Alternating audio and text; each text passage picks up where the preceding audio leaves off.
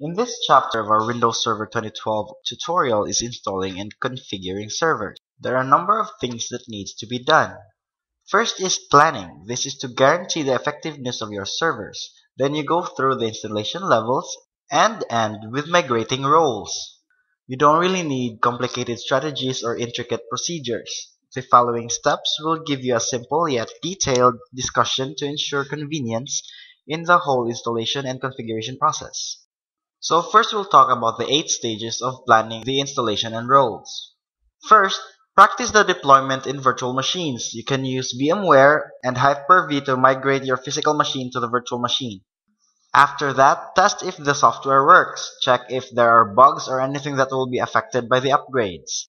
Next is to prepare the hardware. Make use of MAP or Microsoft Assessment and Planning Toolkit, preferably version 7.0. This is to identify if your desktop is upgradable to Windows 8 and if your servers are upgradable to Windows Server 2012 R2. You should also see the minimum requirements for the installation. It would also be useful to pre-learn some PowerShell commandlets. Commandlets are considered the heart and soul of Windows PowerShell and have a great deal of parameters that you'll be able to use. You should also watch out for removed or deprecated items within Windows Server 2012 R2. There might be changes in services like federation or changes in clustering that are not exactly the same as the way they were in Windows Server 2008. You may also have third-party products that work alongside those types of services or features that may not work with Windows Server 2012 R2. Another thing that needs to be done is to make sure that you have a backup plan. So if something goes bad, system restoration would be easier. Moreover, you need to periodically test the restore to see if it really works. This is a basic rule for backup administrators. It is also wise to have a contingency plan, which includes having some other DNS server that you can immediately bring online to serve as a replacement if the original one is faulty. And lastly, you should roll out in stages. Don't do everything all at once. This applies to people who are experienced in rollouts. You could start with the least significant department or the smallest office so you'll have the least impact in case something goes wrong. Then we go to the installation levels. There are many ways of installing Windows Server. One is with a full graphical user interface. It has Windows Explorer, Internet Explorer, Control Panel, and the Start menu present in the user interface, among other stuff. It also supports full installation of the server roles. The second method is through the Windows console or command prompt. This is for the core installation of Windows Server 2012 R2, which is the new default installation method. This feature was already present in Windows Server 2008, thinking that people don't usually use the command prompt to log on to servers, especially if there are a lot of servers involved. Also, most of the administrative work is usually done remotely, seldom done in server rooms, not unless they'll do hardware swap. In contrast with Windows Server 2012's full graphical interface, Server Core only provides you with minimal installation of Windows Server 2012 that supports only certain server roles. Server Core is a skeleton installation option for computers running the Windows Server 2012 R2 operation system. The installation results in a server environment that is easy to manage and maintain, but offers less functionalities than more complex options. So let's move on to the advantages of using Core installation.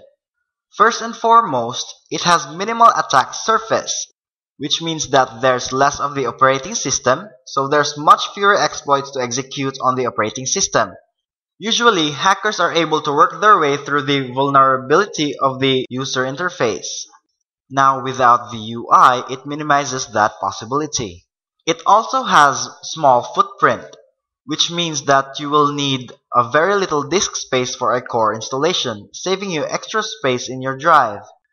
And because there's no UI, you can dramatically increase the reliability of the operating system, knowing that 90% of the updates coming from Microsoft had something to do with graphical user interface. It is also very easy to manage. You can use different tools like WinRS and WinRM, which allows you to remotely administer a remote machine. And you can also use PowerShell to remotely administer other machines. You may even use server managers from Windows 7 or 8 computers that has the remote server administration tools installed.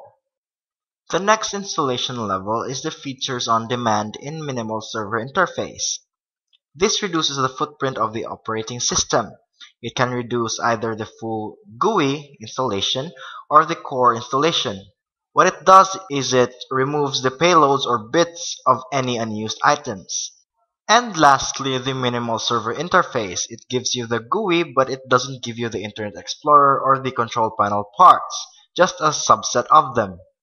This reduces the security and servicing footprints of the server, which increases the uptime and safety of the server while expanding deployment scenarios. Now let's go through the installation process. In your VMware workstation, first we will create a virtual machine.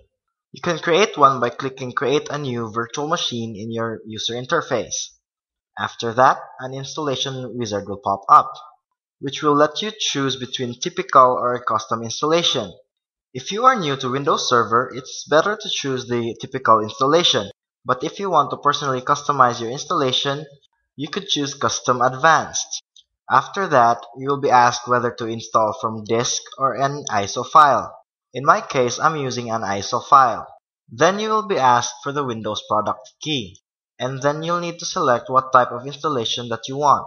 And because I want an installation with the UI, I'd use the standard install. Then fill in the necessary information and click Next. After that, you can customize the name of your virtual machine to anything you want. After that, you'll be asked for the size of your virtual storage and whether you'll store it as a single file or multiple files. After that, you'll be asked to finalize your virtual machine. Here you can also customize the specifications of your virtual machine by clicking Customize Hardware. Here you can customize the amount of memory allocated for this machine, the number of processors, the number of cores per processor, and even the network types. For my machine, I'll just allocate 2 GB of memory and 1 processor with 2 cores. For my network connection, I'd use Bridged, which is connected directly to the physical network. If you're using custom installation, it would be better to use recommended settings. And now you can finish your installation. Now let's proceed to migrating roles. You can use Windows Server 2003, either Service Pack 2 or R2, or you can migrate from Windows Server 2008 Full Edition or the Full Edition running R2, or you could run Windows Server 2012 Full or the Core version. If you have a 2012 computer that runs certain features, you can transfer them to another 2012 computer to either consolidate the roles or decommission the first server. Also, you cannot transfer from Windows Server 2008 Core Edition, that is non-R2 edition, because it doesn't have the necessary .NET framework. Now let's discuss transfers from physical machine to the virtual machine and vice versa. If Windows Server 2008 is running a specific role such as Network Access Protection, which is a way of protecting your network from computers that are likely to be infected with malware of some type, and you had gone through all kinds of configurations, you don't want to build a new Windows 2012 server and recreate all the roles from scratch. So you can just put them on a virtual machine on Windows Server 2012. In this physical Network Access Protection machine server that's running Server 2008, you can transfer all the configurations to the virtual machine. And if it's already in a virtual machine on 2008, you can transfer it to a physical 2012 machine. But if you have a server that's installed in an Italian UI and you're trying to transfer it over to a Japanese UI, it's not going to work. You can only install a specific language that will be used as a default system language. You can also be an administrator on both machines without having to be a part of the same domain, while still having administrator credentials to both machines. There's also the PowerShell scripts. With PowerShell scripts, it's possible to migrate a lot of different things: roles, migrate features, system settings, shares, and data. Now let's move on to steps for migration through add and remove features. First, go to the dashboard and click Add Roles and Features. Or you could click Manage, then click Add Roles and Features. It works either way. When you reach the introduction, you would want to install role-based or feature-based installation, and don't choose the remote desktop services installation, especially when you are not part of the domain. Then you can select a server from the server pool. If you are not connected to any domain inside a network, then you only have your own IP address that serves as your server pool, so you can use that one. Now I'll teach you how to do a migration using PowerShell. The first thing you need to do is to run PowerShell as an administrator, because this requires administrative privileges. Then you need to make sure that you are in the correct directory. Then you need to enter install Windows feature space migration. That is if you're installing in a local machine. And if you want to install remotely, you need to type install Windows feature space migration space computer name, then the name of the computer. The next thing you'll need to do is to run command prompt as an administrator, and then run a utility tool called server migration deployment executable. You're gonna need to enter the following commands. First, enter cd server migration tools. Then enter dir. This is to check if smig deploy exe is in the directory. After that, enter smidge deploy /package /architecture, in my case x86, /os ws03 /path /, and then the IP address /mig. Now let me explain why I'm using x86. This is because in this case we are migrating from a Windows Server 2003 computer, a 32-bit operating system which cannot be upgraded. Now if you're migrating from a 64-bit computer, then you should type x64. After that, we'll just need to check if everything is really migrated.